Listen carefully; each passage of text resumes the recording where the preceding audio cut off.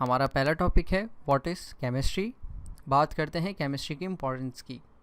आजकल जिस दौर में हम रहते हैं, इस ज़माने में लोगों का स्टैंडर्ड ऑफ लिविंग यानी रहन सहन का जो तरीका है वो बहुत ही बेहतर हो चुका है पुराने ज़माने के लोगों से, अगर उसे कंपेयर किया जाए। इस दौर के अंदर हमें अच्छी ग़िज़ाइयत वाले खाने मिल सकते हैं, हम अच्छी सेहत हासिल कर सकते हैं, अच्छी ज़िंदगी जी सकते हैं और बहुत सी ऐसी चीज़ें मुमकिन हो सकी हैं केमिस्ट्री की वजह से। केमिस्ट्री की मदद से हम मुख्तलिफ़ मटीरियल्स को डिज़ाइन कर सकते हैं, हम ऐसी दवाएं बना सकते हैं जो डिज़ीज़ से लड़ सकें, हम पेस्टिसाइड्स बनाते हैं ताकि फ़सलों को कीड़ों से बचाया जा सके, हम फर्टिलाइज़र्स बनाते हैं ताकि फ़सलों की ज़्यादा से ज़्यादा पैदावार हो, ट्रांसपोर्टेशन में इस्तेमाल होने वाले फ्यूल को हम केमिस्ट्री की मदद से प्रोसेस करते हैं ताकि जब हम उसे अपनी गाड़ी में डालें तो वो हमें अच्छी एफिशिएंसी दे। फ़ाइबर्स की मदद से हम मुख्तलिफ़ वैराइटीज़ के कपड़े बनाते हैं और इस तरह के हज़ारों काम हैं जो हम केमिस्ट्री की बदौलत कर पाते हैं।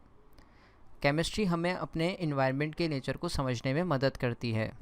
इन्वायरमेंट मतलब हमारे इर्द गिर्द की जितनी भी चीज़ें हैं उन सभी के नेचर को समझने में केमिस्ट्री हमारी मदद करती है।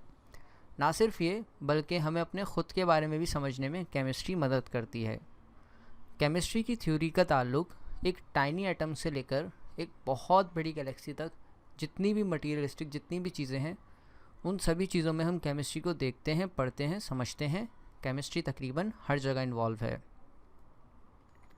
बात करते हैं केमिस्ट्री की डेफिनेशन की। केमिस्ट्री साइंस की एक ब्रांच है, बिल्कुल उसी तरह जिस तरह फ़िज़िक्स और बायोलॉजी हैं, केमिस्ट्री भी साइंस की एक ब्रांच है जिसमें हम मैटर के प्रॉपर्टीज़ के बारे में पढ़ रहे होते हैं, मैटर के कॉम्पोजिशन के बारे में पढ़ रहे होते हैं और मैटर के स्ट्रक्चर के बारे में पढ़ रहे होते हैं। मैटर का मतलब हमारे इर्द गिर्द जितनी भी चीज़ें हैं सॉलिड लिक्विड गैस की फॉर्म में सब मैटर हैं। तो केमिस्ट्री में हम मैटर की प्रॉपर्टीज़ के बारे में पढ़ रहे होते हैं, कॉम्पोजिशन और स्ट्रक्चर के बारे में पढ़ रहे होते हैं। प्रॉपर्टीज़ का मतलब होता है खूबियाँ।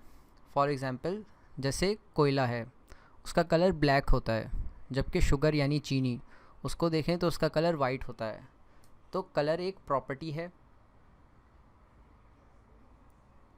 हम देखते हैं शुगर का जो टेस्ट होता है वो स्वीट होता है यानी मीठा होता है, जबकि सॉल्ट का टेस्ट यानी नमक का टेस्ट नमकीन होता है यानी सॉल्टिश होता है।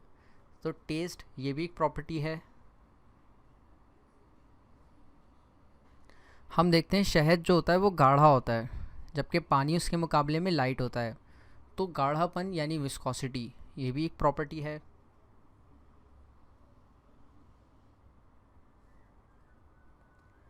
इसी तरह हर सब्सटेंस की दूसरे सब्सटेंस से मुख्तलिफ़ प्रॉपर्टीज़ होती हैं, मतलब हर सब्सटेंस की दूसरे सब्सटेंस से मुख्तलिफ़ खूबियाँ होती हैं और केमिस्ट्री में हम उन्हीं खूबियों के बारे में स्टडी कर रहे होते हैं।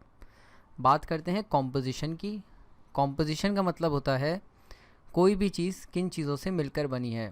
फॉर एग्ज़ाम्पल अगर हम चाय की कॉम्पोजिशन की बात करें तो हम जानते हैं कि चाय 4 चीज़ों से मिलकर बनी है, जिसमें दूध, पत्ती, चीनी और पानी का इस्तेमाल किया जाता है।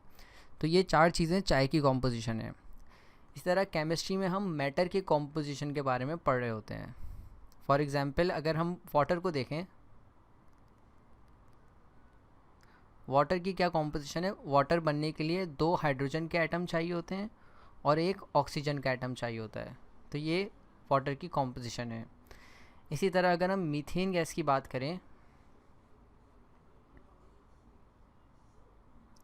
तो मीथेन गैस बनने के लिए 1 कार्बन का एटम चाहिए होता है और 4 हाइड्रोजन के एटम चाहिए होते हैं। तो ये मीथेन गैस की कॉम्पोजिशन है। इसी तरह हर सब्सटेंस की कॉम्पोजिशन होती हैं और केमिस्ट्री में हम उन्हीं कॉम्पोजिशन के बारे में स्टडी कर रहे होते हैं। स्ट्रक्चर का मतलब होता है कि मॉलिक्यूल के अंदर एटम्स ने अपने आप को किस तरह अरेंज किया हुआ है। एग्जाम्पल लेते हैं वाटर की, जिसमें अगर हम वाटर के मॉलिक्यूल को माइक्रोस्कोप से देखें तो हम जानेंगे कि ऑक्सीजन के एटम ने हाइड्रोजन के एटम के साथ इस तरह बॉन्ड बनाया हुआ है। तो ये वाटर का स्ट्रक्चर है। इसी तरह अगर हम माइक्रोस्कोपिक लेवल पर मीथेन गैस को देखें तो हम जानेंगे कि कार्बन के एटम ने हाइड्रोजन के एटम के साथ इस तरह बॉन्ड बनाया हुआ है, मतलब ये इस तरह जुड़े हुए हैं। तो ये मीथेन गैस का स्ट्रक्चर है। तो केमिस्ट्री में हम तमाम मैटर के स्ट्रक्चर के बारे में पढ़ रहे होते हैं। Chemistry also deals with the changes involve in matter हम केमिस्ट्री में ये भी पढ़े होते हैं कि मैटर के अंदर क्या चेंजेस आए हैं। फॉर एग्ज़ाम्पल अगर हम आयरन को ओपन एटमॉस्फेयर में छोड़ दें तो वो ऑक्सीजन के साथ रिएक्ट करके उसमें जंग लगना शुरू हो जाएगा। तो पहले सिंपल आयरन था, अब आयरन विद रस्टिंग है, यानी उसमें जंग लगना शुरू हो गया है। इसका मतलब ये है कि मैटर के अंदर चेंजेस आ रहे हैं।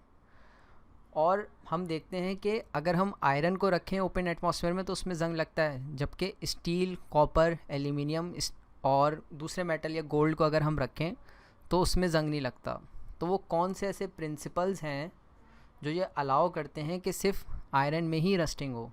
तो हम उन रूल्स और प्रिंसिपल्स के बारे में भी केमिस्ट्री के अंदर स्टडी कर रहे होते हैं। Thank you.